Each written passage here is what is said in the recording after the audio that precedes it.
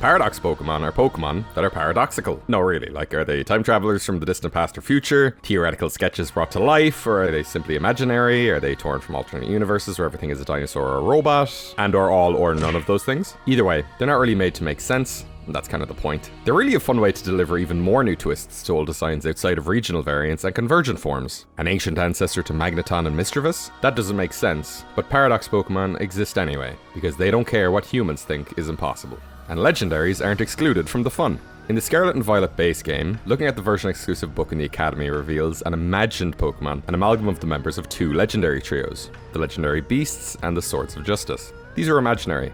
Hypothetical, right? Well, right before the Hidden Treasure of Area Zero DLC was announced, we were introduced to Walking Wake and Iron Leaves. One completely making us question the lore and converting those convinced that the Paradox Pokemon were mere time travelers into something truly paradoxical, perhaps even a Pokemon being summoned from an alternate reality. The other was a goofy Metal Deer. These two forms either added a secondary type or changed the previously shared secondary typing of their trios, and with the introduction of Raging Bolt and Iron Crown ever since, it confirms that both trios will share a secondary typing, regardless of if the Pokemon they were based on were only monotyped. It got me thinking, what if some other minor legendary trios got the same treatment? No major legendaries, mind you. Something about Paradox, Rayquaza, or Giratina just seems a tad too much. While the legendary birds have been given representation recently, the Lake Trio all look like the exact same, so that's a no-go. Maybe they get like an Iron Valiant treatment. And the Loyal 3, while cool, are too new. Let's give them some time to breathe. Gen 3 and Gen 5 are my personal favourites in the franchise, and wouldn't you know it that they got us covered with the legendary Giants and the Forces of Nature. One is a set of golems that you had to go out of your way in the real world to figure out what to do, if you even found the very well hidden sealed chamber on Route 134 in the first place. Reading the markings on the wall and referring to the Braille decoder in the manual.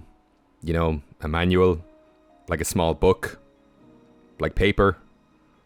You know, like a phone that doesn't move when you click on it. The other is a set of 3 that involves chasing down 2 in opposing games and bringing them together in order to acquire the third. No insane puzzle, and they are quite samey, but they also receive these cool form changes. Both of these trios had new members added in later generations, but both started out and can still be considered as trios. The legendary beasts have a trio master in Ho-Oh, and the Swords of Justice have a protege in Keldeo, so don't be mad when the entire legendary grouping doesn't get turned into Paradox Mons. We're just going with the original trios here. Registeel can be found chilling in the ancient tomb on Route 120. The Regis could all be found within these specific rock formations, with a Ruin Maniac hanging out nearby. In Ruby and Sapphire and their remakes, you need to use the move Fly while standing in the center of the room to open the door to even access the legendary. In Emerald, they changed it to Flash. Why? Last minute change up to justify selling the same game again, perhaps? The theming for this future Paradox trio was construction. As the original Regis shaped the land, of course their future counterparts would be shaping society. Shout out to BP Bludgeon for the inspiration. As for the shared secondary typing, big robots scream Steel type, but of the 6 types covered by the Regis, of course Steel is right there. Ground, however, was very construction themed, and golems like the Regis are based on are traditionally made from clay, which is represented by the ground type. Also, we don't have a ground type legendary trio. Are these paradoxes still legendary? Who knows? Future paradoxes tend to be fairly one-to-one, so I wanted these guys to be much bigger than the Pokemon they're based on. And feel bigger too. Still looking the same, but large. Also, it's gold now because 1, it's construction core colors, and 2, shiny future paradox Pokemon are all already monochrome, so might as well have a little fun. Iron Wrecker, the paradox Pokemon. A mechanical marvel said to have been created by a colossal royal giant. It is rumored to have been inspired by an ancient legendary titan to help pave the way for the future. Its biology is unknown, if non-existent. According to an article in a dubious magazine, once this Pokemon achieves momentum, its body is powerful enough to smash through any material with little to no resistance. Landorus is my least favourite of the original 3 genies. It can be a real hassle to obtain in those games if you don't have access to the other version. It's got a big blocky ass head, and its Therian form was always just kinda weird. The other 2 turn into believably flying creatures. This guy's just a tiger floating through the air.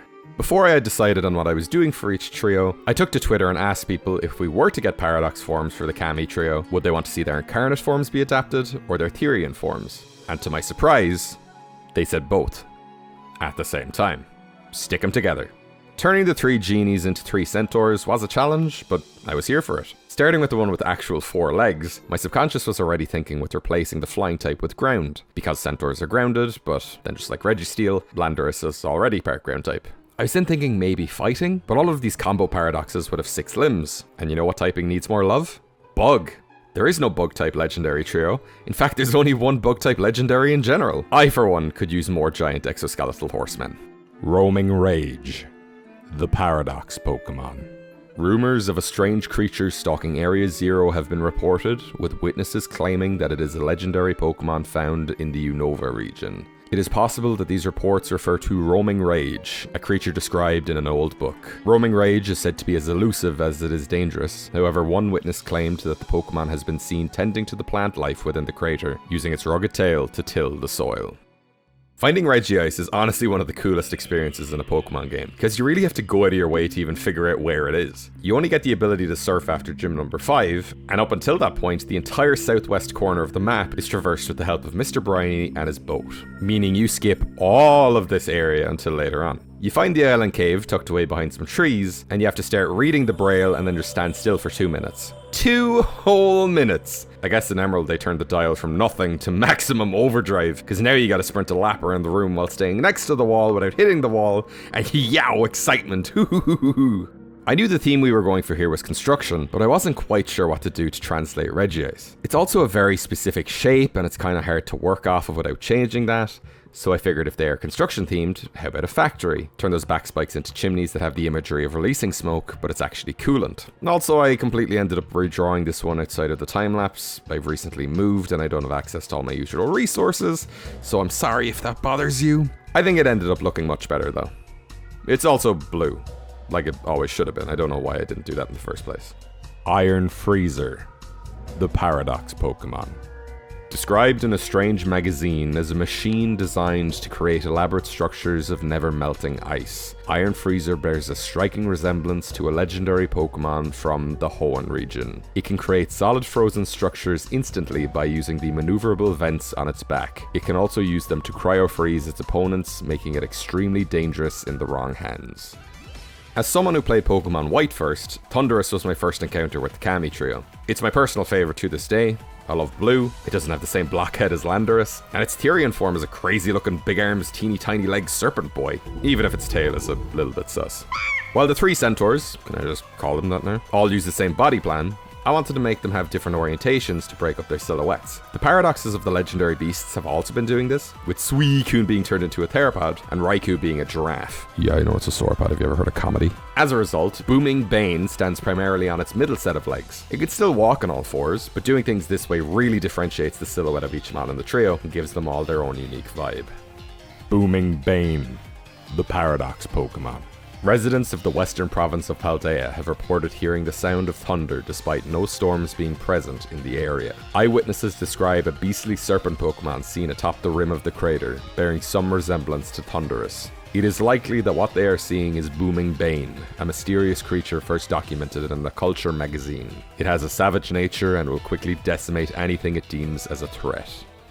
Regirock was my first ever Regi encounter. I remember finding the desert ruins on Route 111 and battling Ruin Maniac Dusty, so after I completed the puzzle in the sealed chamber, I had an inkling that something may have gone down there. I also remember upon replaying the Gen 3 games while battling it, that unlike waiting only 10 turns for timer balls to become their maximum efficiency like they are these days, you had to wait 40 turns. 2 minutes and 40 turns! It's a good thing kids in the 2000s had nothing but time to kill. This one was the idea that came to me first with the construction worker concept. Cement mixers. The OG Regirock already constructs and repairs itself from rocks, so what if it could generate and shape concrete in order to build other things? This is definitely a design I'd love to see in 3D, with both of its mixer shoulders and cannons constantly rotating, keeping its interior cement malleable before it sets. I could definitely see this guy having a rock-type signature move similar to Syrup Cannon, gradually slowing down its opponents until they're stuck in place. Iron Mixer, the Paradox Pokemon. A paranormal magazine describes a Pokemon made entirely of an alien alloy, running on an unknown power source. Recent sightings around Area 0 confirm its existence. Its purpose is yet unknown, however it does seem to be man-made. One theory suggests that Iron Mixer was designed in order to build superstructures for unknown advanced civilizations. Remember that time I made a Will Smith meme and Loxton posted it before I was a big small niche internet micro-celebrity? Lay Loxton, collab when? Isn't it weird how Tornadus was our first ever mono flying type and it didn't even have wings until its Therian form came along? Like, why is this only a thing with flying types? And what's so special about Rookidee and Corvisquire over the other regional birds? And why have we now gone back to normal flying types? Anyway, Tornadus is cool. I was originally going to draw it with its posing similar to the other two, but this guy has wings. So while I might refer to it as a centaur, it's really something entirely unique on its own. I wanted this trio to have some sort of continuity in their naming schemes. All of the Paradox beasts so far are doing word plus thing, so I wanted to take it a step further by introducing some alliteration. Roaming Rage, Booming Bane, Gliding Gale. Also, I have nothing written down here. I just love the way this guy looks. Gliding Gale, the Paradox Pokemon. Residents of Artisan have reported a mysterious flying Pokemon emerging from the crater in the center of Paldea, believed to be a previously undiscovered member of the forces of nature. Further study has revealed it to be Gliding Gale, a massive arthropod with no clear point of origin. If witnesses are to be believed, Gliding Gale swoops down from the clouds quicker than Talonflame, snatching up wild Pokemon for them to never be seen again. I can't wait for this concept to never be used again once Gen 10 comes around. Thank you everybody for watching. What legendaries would you like to see be turned into Paradox Pokemon? Let me know down in the comments. I had some fun ideas during this video. As mentioned earlier, I did move recently, so I'm trying to kind of get back into doing this. Thank you as well to my wonderful patrons. They all saw this stuff well in advance, so if that's something that interests you, you can find the link in the description. And thank you everybody for all the wonderful fan art. Honestly lights on my day every time I see it. I'm going to be working on a lot more fake, man. Halloween season is coming up. And with all that said, I've been DBS, and all the best.